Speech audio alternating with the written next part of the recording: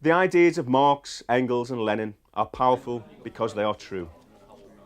They explain much of the world around us, not least why and how capitalism is a system of exploitation, oppression, crisis, inequality and war.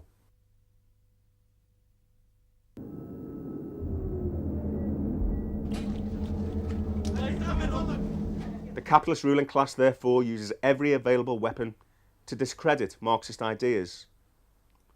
Communism, the movement for human liberation, is equated with tyranny and even fascism, while capitalism is presented as a system of freedom and democracy. Not surprisingly then, Britain's communists have waged a long ideological battle. Leaflets, pamphlets and books on local, national and international issues have been published on a vast scale. Many of them can be found here at Marx House in Clerkenwell Green, London. In 1933, on the 50th anniversary of the death of Karl Marx, communists and their allies opened the Marx Memorial Library and Workers' School. While the Nazis were burning books, this library collected them for workers to read. Marx spent the bulk of his writing career here in London, died here in 1883. 50 years on, in 1933, the British Labour movement, the unions, the local trades council, anti-fascist German refugees, members of the Communist Party, the Independent Labour Party and the Labour Party itself all got together to think of the best way to honour Marx's legacy. A library was picked as the best way of saving all those books, pamphlets, newspapers from the British and foreign labour movement that were quite literally going on the flames in Berlin, and also to honour the achievement of Marx. With Victor Golansk, the Left Book Club was launched, enrolling 57,000 members and organising 1,500 discussion groups. Lawrence and Wishart emerged as the party's main publishing house. A People's History of England by A.L. Morton inspired the formation of the Communist Party History Group in the 1940s. Communist historians reclaimed British history for the working class in a series of classic works. They launched the prestigious journal, Past and Present, and the History Group published a groundbreaking bulletin, Our History. Here, in this room, when this building belonged to a socialist printing press, Lenin edited Iskra, the Spark, before returning to Russia and leading the Bolshevik Revolution. The Iskra itself has its name from Pushkin, and it's even on the masthead of the paper, where Pushkin writes to the Decembrists, the first Russian revolutionary movement, and he says, well, what was the point? You failed. What's going to happen now? And the Decembrists wrote back and said, well, we've created a spark. From the spark comes the flame.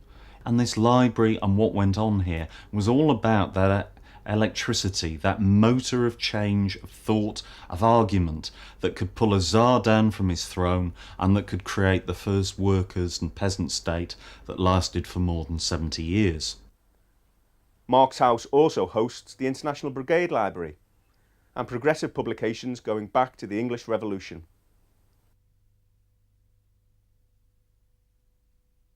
This is the J.D. Bennell Peace Library. Along with J.B.S. Haldane and Joseph Needham in the Engels Society, Bennell was one of Britain's eminent scientists who joined the Communist Party between the world wars. Communists were also prominent in the cultural world. The party's writers group helped produce journals such as Our Time and Arena. Literary giants Pablo Neruda and Dylan Thomas were among the contributors. The great Welsh and Scots poets T. Nicholas and Hugh MacDiarmid were members of the Communist Party. Composer Alan Bush was banned from the BBC during the Second World War. He wrote operas about Wat Tyler, Joe Hill and the sugar reapers in Guyana, where the government of Cheddi Jagan was overthrown by British imperialism.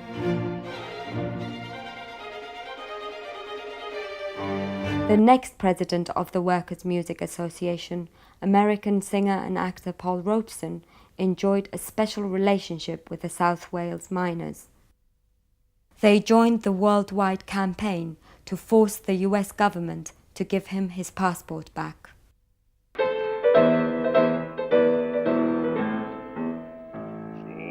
Geen malas du gehst dem letzten Wege, wenn Himmeln bleien verstellen bläue Tege, weil kommen wird noch unser euch gebenkte Schau, uns wird abbeugt und unser Trott mir sein in Do, weil kommen wird noch unser euch gebenkte Schau, uns wird abbeugt und unser Trott mir sein in Do. In the 1930s, communists founded the Unity Theatre movement. Its use of agitprop and improvisation greatly confused the censorship authorities. Actors who rose through the Unity movement include Lionel Bart, Alfie Bass, Michael Redgrave, Bill Owen, Herbert Lom, Bob Hoskins and Warren Mitchell, some of whom also joined the party. The legacy survives today in the Everyman theatres of Liverpool and Cardiff. Another legacy is the Notting Hill Carnival, pioneered by Caribbean communist Claudia Jones. Folk singers and staunch party members Ian Campbell and Ewan McCall provided the drive to establish the Edinburgh People's Festival, known today as the Edinburgh Fringe. And much of the archive material you've been watching comes from companies through which Ivor Montague and Stanley Foreman made films for the Labour movement. Ian Walters created the famous statue of Nelson Mandela in Parliament Square and the International Brigades Memorial we saw earlier. Oh, and that stunning monument to Karl Marx in Highgate Cemetery was created by another communist sculptor, Lawrence Bradshaw.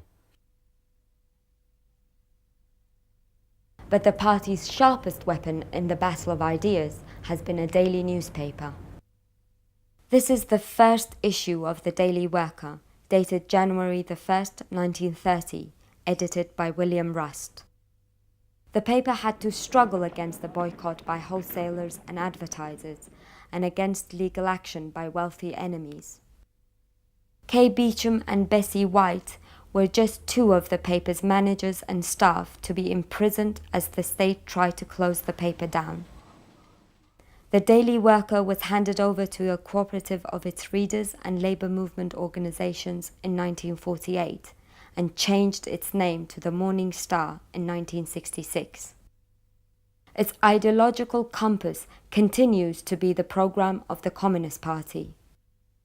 Britain's road to socialism envisages a popular anti-monopoly alliance being built through mass struggle led by the organised working class. Such a movement, it is argued, could win an elected government of the left, take economic and state power out of the hands of monopoly capitalists, and use it to build a socialist society. This strategy for socialist revolution continues to inform the editorial line of the Morning Star, which today enjoys the support of large sections of the trade union movement.